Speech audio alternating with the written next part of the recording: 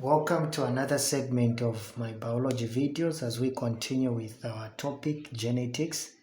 We are still looking at sex-linked conditions, and last time we looked at what we called as being hemophilia. This time we are looking at red-green color blindness, which is also an example of a sex-linked condition, a condition associated with a sex chromosome. Now, what exactly is red-green color blindness? Sometimes it is also called as being just color blindness. Well, it is simply a genetic disorder. So it is simply a genetic disorder where a person cannot distinguish between the colors red and green.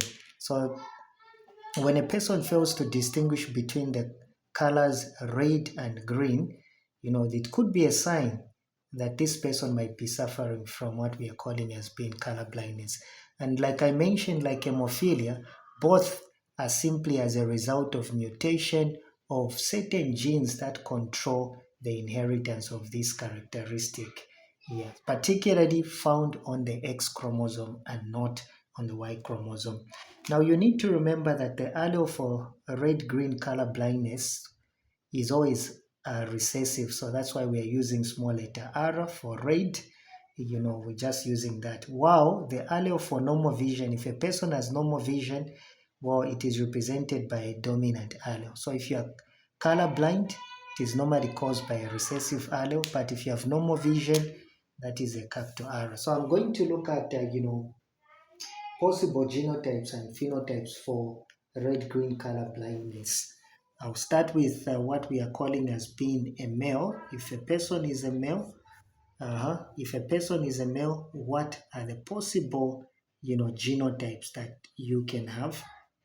So this side maybe I can say genotype, and this side I can simply say, phenotype. The same, I'll also go to what we are calling as being a female. Yeah, so I'll basically look at, I'll simply look at the possible genotypes that a female can have and what does that represent in the physical appearance, the phenotype. So a male, remember, can have a capital R and Y because they only occur on the X chromosome.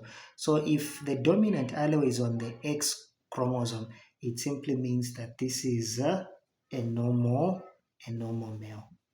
But the moment you have got X, the recessive allele, that's the allele that causes color blindness, is found on the X chromosome, then we are simply saying that such a male is actually sick. So we can simply say, is a color blind male. So there are only two possible things. For male, it is either you are normal or you are sick. There's nothing like, no, me, I'm a carrier or something. There's nothing like that. It's either you are normal or you are sick. But what about when it comes to a female?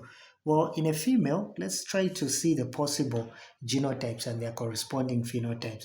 It could be X capital R, X again capital R. When it is like that, it simply indicates that that is a normal female. So for normal vision, she has got normal vision. If at all you have got capital R and small r, then we simply say, well, such a female is actually, we can say a carrier female. So we can actually say a carrier. So this person is actually a carrier female that we do have. Well, another one that you can have is where you have you have got small r and small r on both X chromosome. Well, when that happens, it simply means that such a female is actually colorblind. So we can simply say this is a color, blind, female. So with a female, there's actually masking. For those that are found that are having carriers, it simply means that the allele that causes color blind has been masked or overshadowed by the presence of the dominant allele. So these are the possible genotypes and phenotypes in both male and female. Now let's show you an example how you can use this, in the exam. So I'm looking at a typical examination question that came in one of the ECZ exams, Examination Council of Zambia exams. And this is what the question here was saying: color blindness is another sex-linked disease like hemophilia.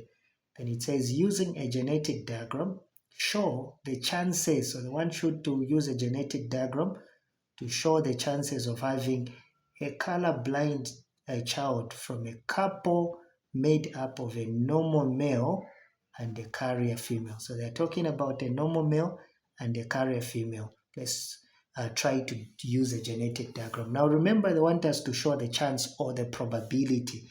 So they want us to use those symbols, which we of course know.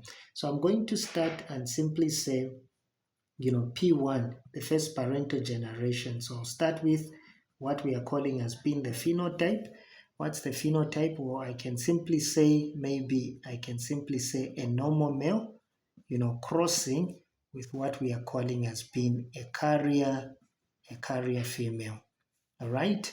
The next thing, you go to what we are calling the genotype. What is inside of the genes for this male who is normal? It is simply capital R and Y. What about this female who is a carrier? Well, it will be X capital R then X small r. When the reduction division takes place, it will result in the formation of gametes. So these will separate. I'm going to have capital R. I'll have to circle them, and I'm going to have Y. There, I'm going to have capital R, and I'm going to have small r there. They have now separated to produce the sex cells. Then random assortment of these gametes will take place. So this one will pair, this gamete will pair with the first one. Again, this one will pair with the last one. Remember to at least distance so that, it gives you space for you to come and write the genotype. Again, this gamete will pair with the first one, and this one will pair with the last one. So that's the way we do it there. So from the P1, you are going to have the F1 generation, the first filial generation, or the first children produced by these first parents. So the first thing you see is simply the genotype. So you are going to have X capital R, X capital R. There you are going to have X capital R, X small r. There you are going to have X capital R, then Y. There again you are going to have X small r, then Y.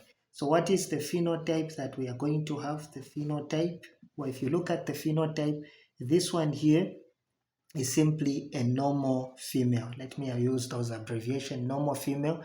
This one, we can simply say this is a carrier female, right? What about this one? Well, this one is a normal male. What about this one? Well, this one is actually color blind. So that is a color blind male. Now if you go back, to the diagram there, it was saying using a genetic diagram, show the chances of having a color blind child. So if you notice there, what are the chances? The chances are probability. So what is the probability of having, in this case, a color blind child? How many color blind children do we have there? We only have 1 over the total, which is 4. If you want, you can leave it just like that, or you can express this as a percentage, 1 over 4 multiplied by 100%, which is going to give you, if you divide 100 divided by 4 there, it is simply going to give you 25%. So it could either be 1 over 4 or 25% if you're expressing it as a percentage. So this is basically the way you can go about when it comes to these sex-linked conditions. Please watch out for my other videos as we come and discuss about mutation and how that mutation takes place. So we'll look at different types of mutation. Watch out and see you in my next video.